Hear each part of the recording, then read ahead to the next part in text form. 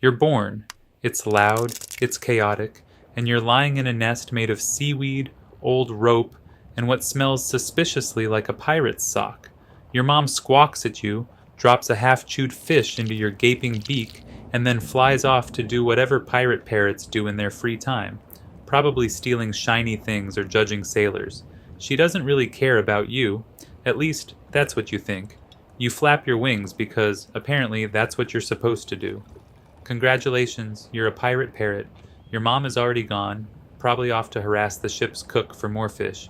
You're left alone in the nest, which is basically the pirate equivalent of a studio apartment with bad Wi-Fi. Life quickly becomes a game of trial and error. Your mom teaches you how to squawk, which mostly means you copy her incessant screeching. Polly want a cracker. Sure, you'll take one. Shiver me timbers. Okay, that's a new one.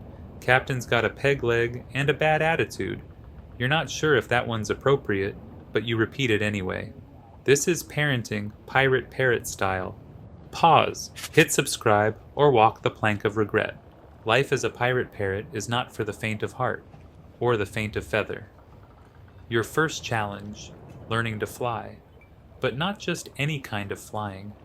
No, this is pirate ship flying.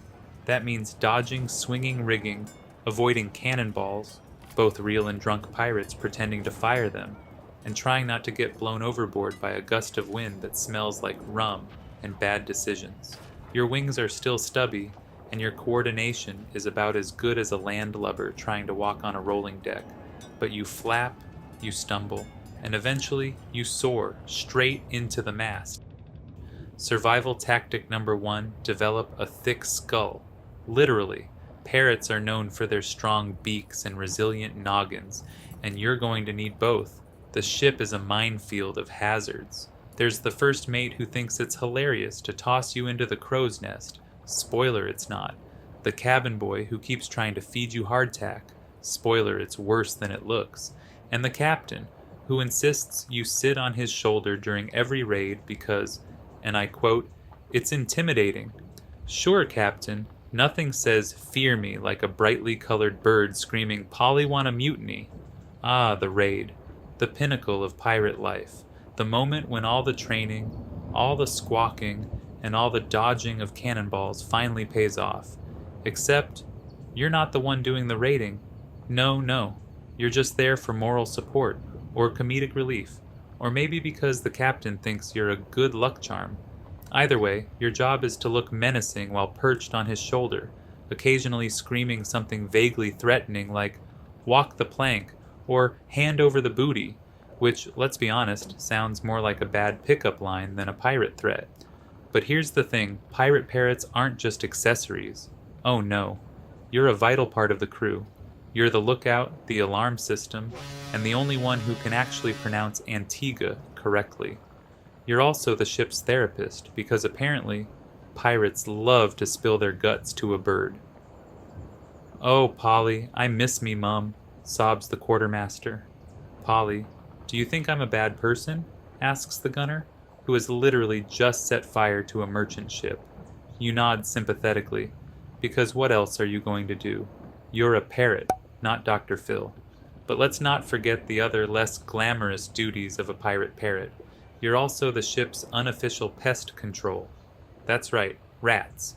Those scurvy little stowaways think they own the place, gnawing through supplies and generally being a nuisance. And who has to deal with them? You. Sure, you've got a beak that can crack walnuts, but rats are a whole different level of gross. They're fast, they're sneaky, and they have absolutely no respect for personal space.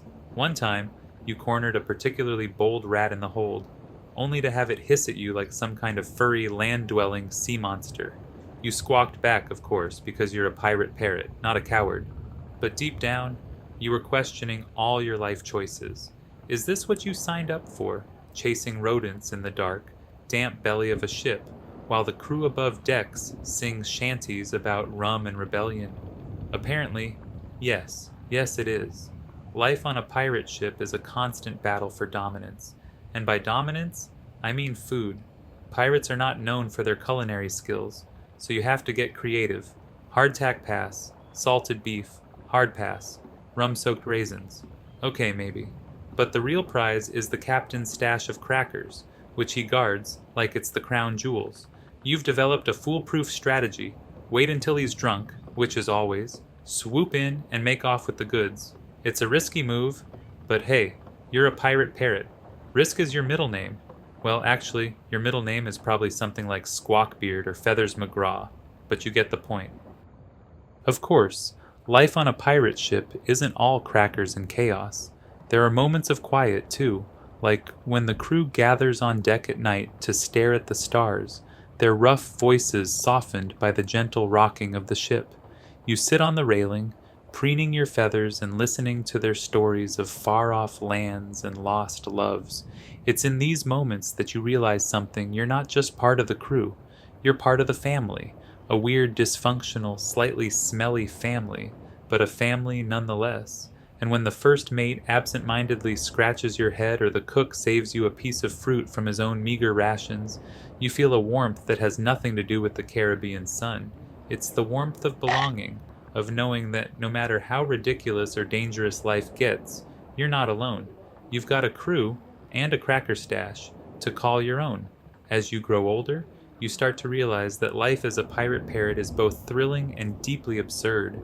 You've survived storms, battles, and at least one attempt to turn you into a hat.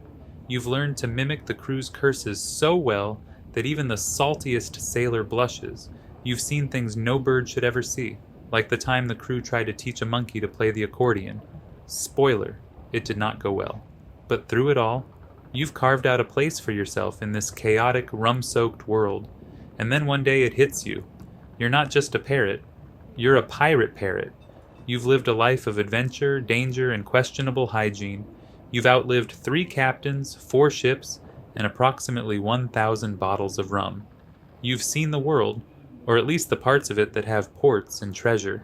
And as you sit there, watching the sun dip below the horizon, you realize something. It didn't suck to be born as a 17th century pirate's parrot. It was ridiculous, exhausting, and occasionally terrifying, but it was also kind of awesome.